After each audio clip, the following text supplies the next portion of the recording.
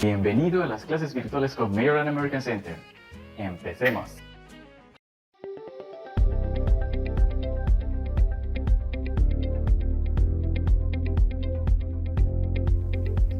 Hi guys, ahora vamos a ver el verbo to be. Es algo muy fácil. El verbo to be es un verbo sencillo comparado con el verbo en español o con su uso en español. Hemos escuchado que el verbo to be significa ser y estar en español. Y así es. Pero antes de continuar, ¿has escuchado de los verbos en infinitivo? Un verbo en infinitivo es cuando en español tiene la terminación ar, ir. Es decir, un verbo en su forma original no está conjugado. Conjugado es cuando lo usamos con un sujeto. ¿Recuerda? Infinitivo es cuando termina en ar, ir. En inglés, ¿cómo se hace para poner un verbo en infinitivo? Hay muchas maneras, pero una de las más comunes es usando la partícula to antes del verbo.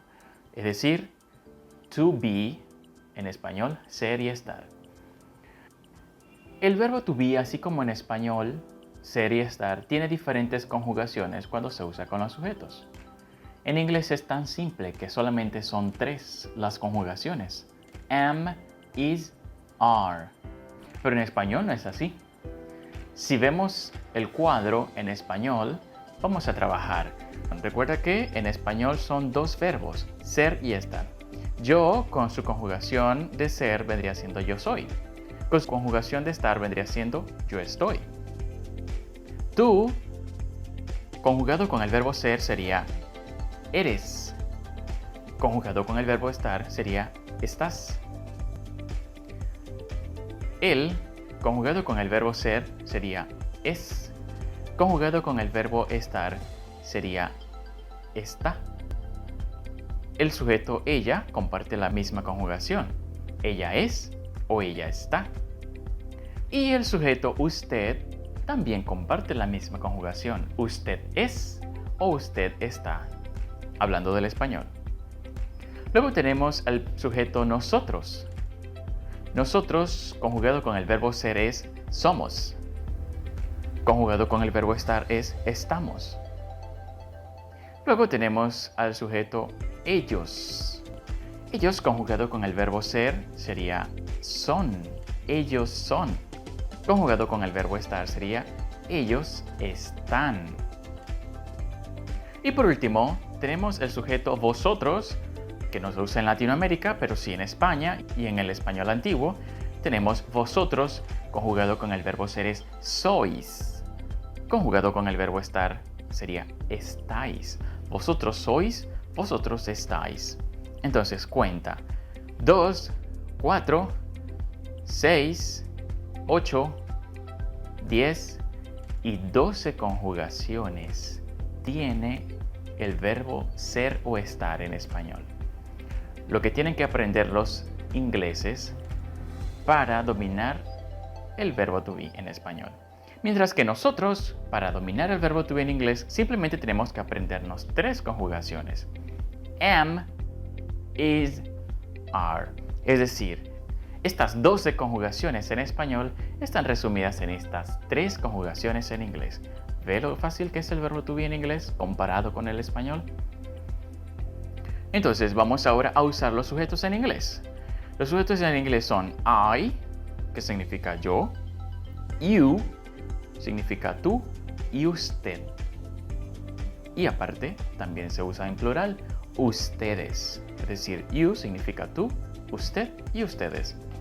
He, que significa él, she, que significa ella, it, generalmente no se traduce. Se usa para cosas o para animales cuando hablamos en singular de uno solo. Se prefiere no traducirse. Ejemplo, para que entiendas mejor, si yo estoy hablando del perro y digo, ¿dónde está el perro? Where is the dog? Me responderían, está durmiendo. Ya sabemos que hablamos del perro, pero no vamos a usar un he porque no es una persona ni un she, sino que usaríamos un it. It's sleeping. Está durmiendo. Tenemos we, significa nosotros o nosotras. Y they, que que significa ellos o ellas. Ahora, estos 7 sujetos van a trabajar con estas 3 conjugaciones del verbo to be. Am, is, are. Am trabaja solamente con el sujeto I. Y diría I am. Ojo, es importante resaltar que en el inglés americano es muy común contraer los sujetos con los verbos, cosa que es raro en el inglés británico. Es por esto que I am generalmente se contrae como I'm. Te voy a dar una clave para aprender a contraer con mayor facilidad. Vas a tomar las conjugaciones am, is, are. Y para saber cómo se contrae con su sujeto correspondiente, vas a eliminar la primera letra de esa conjugación. Si tenemos el am, elimina la A y lo contraes con su sujeto, que sería I. Diría I'm. Si vas a contraer is, eliminas la I y lo contraes con los sujetos con el cual este trabaja. Sería his, she's, its. Si vas a contraer el are, eliminas la primera letra, como dije anteriormente. Y entonces, en vez de decir you are, podrías decir your. En vez de decir we are, podrías decir we're. En vez de decir they are, podrías decir their. Contraído se pronuncia their, no their, sino their. My friend, esta es la gramática del verbo to be, nada complejo. Continuamos con la formación de oraciones. Para formar oraciones, solamente vas a usar cualquiera de estos pronombres, la conjugación del verbo to be, am, is, are, dependiendo del sujeto que uses, y el complemento. Vamos a ver las ocupaciones. Al momento de ver las ocupaciones, como está en el libro, cada una de las ocupaciones se usa con el artículo a o en.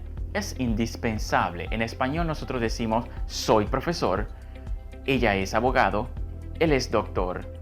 En inglés, obligatoriamente debo usar el artículo a para decir una ocupación.